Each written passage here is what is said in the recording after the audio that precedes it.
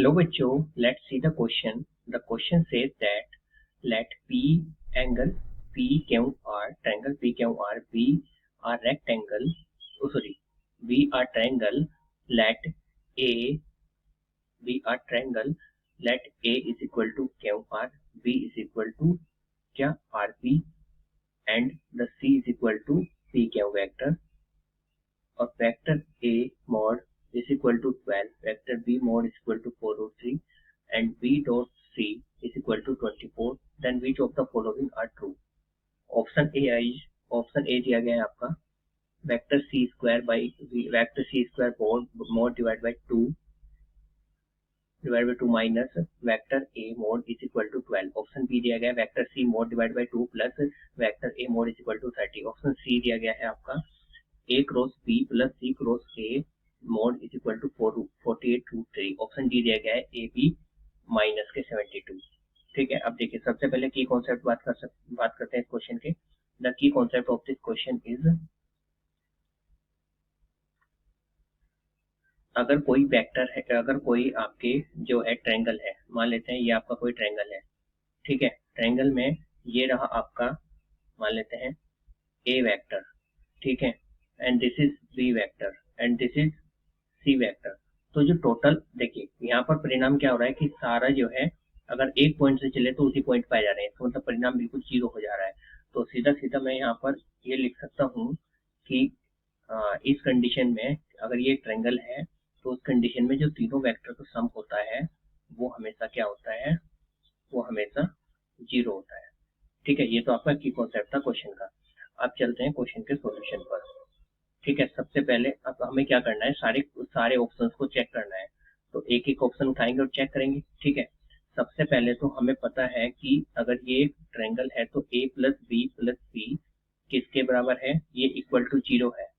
Means b plus सी का अगर आप मोड लेते स्क्वायर करते हैं तो किसके बराबर है, a वेक्टर के मोड के स्क्वायर के बराबर है. यानी कि b का स्क्वायर प्लस c का स्क्वायर प्लस 2bc किसके बराबर है, a के स्क्वायर के बराबर है. मतलब कि c का स्क्वायर किसके बराबर है, 48 के बराबर है. ठीक है, तो अब ऑप्शन को चेक करते हैं. सबसे पहले पहला ऑप्शन चेक करते हैं, ऑप्शन 1. ऑप्शन एबीसीडी से एबीसीडी से, तो ऑप्शन ए. सबसे पहले ऑप्शन ए को कंसीडर करते हैं, ऑप्शन ए. ठीक है, तो ऑप्शन ए में सी स्क्वायर बाई 2 माइनस ए. ठीक है, तो ये क्या हो जाएगा आपका, ये हो जाएगा यहाँ से 24 माइनस इसकी वैल्यू हो जाएगी 12 इज इक्वल टू कितना आ जाएगा 12. क्योंकि देखिए सी स्क्वायर की वैल्यू 48 निकाल चुके थे हम, तो 48 डिवाइड बाई 2 24. ठीक है, और इसकी वैल्यू ए का अगर आप मोड निकालोगे, देखिए ए की वैल्यू 12 है, तो 12 ए की वैल्यू 12 है जो कि हमें क्वेश्चन में दी गई है, तो मैंने यहाँ पर 12 लिख दिया.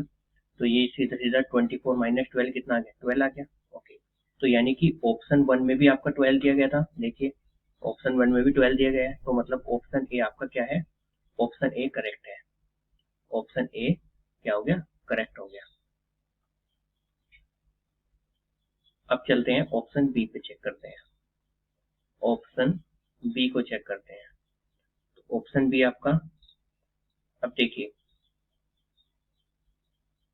c का square divide by 2. Option b में बस यहाँ पे प्लस हो रहा है, क्या हो रहा है यहाँ पर प्लस हो रहा है, तो ये भी डायरेक्टली हो जाएगा 24 प्लस 12 यानी कितना 36 आ जाएगा.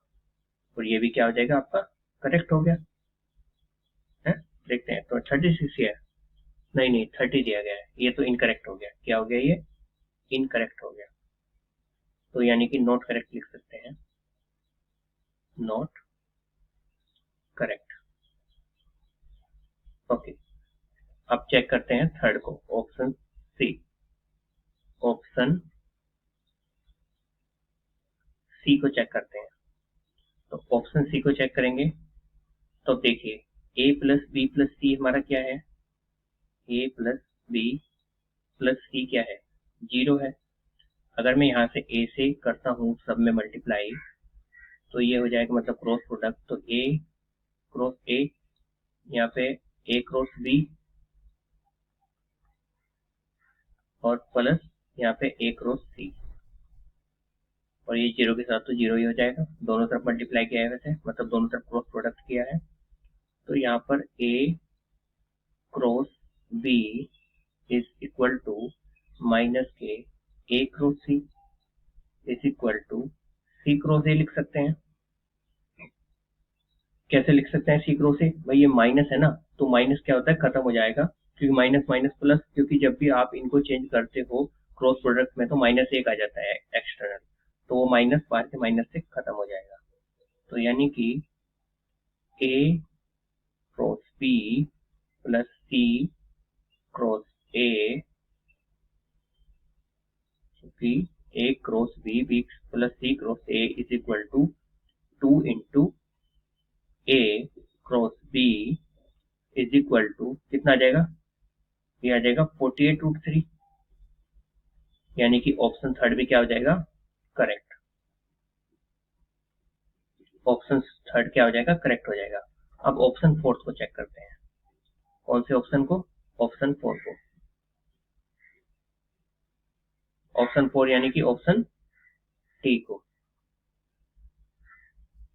ऑप्शन डी को चेक करते हैं। ए हो गया, बी हो गया, सी हो गया, अब ऑप्शन डी की बारी आ रही है। ऑप्शन डी के अकॉर्डिंग अगर सोल्व करेंगे, अब देखिए यहाँ पर हमें क्या है कि a plus b plus c किसके बराबर है, 0 के बराबर है। अगर मैं a dot b plus b dot b plus c dot b किसके बराबर हो जाएगा, मैंने क्या किया, सब में बी से क्या कर दिया, डॉट प्रोडक्ट कर दिया, तो कोई फर्क नहीं पड़ेगा, दोनों साइड कर दिया, तो जीरो से तो जीरो ही आएगा। अब देखिए b dot b and c dot b, यानी कि हमारे पास ए डॉट बी की वैल्यू फाइनली आ जाएगी -48 -24, यानी कितनी आ जाएगी, -72। तो यानी कि अब -72, यानी कि ऑप्शन फोर्थ क्या हो गया, ऑप्शन फोर्थ भी आपका करेक्ट हो गया। ठीक है, क्योंकि इसकी वैल्यू भी क्या है, ये भी -72 है, और ये 48√3 ये भी आपका करेक्ट था।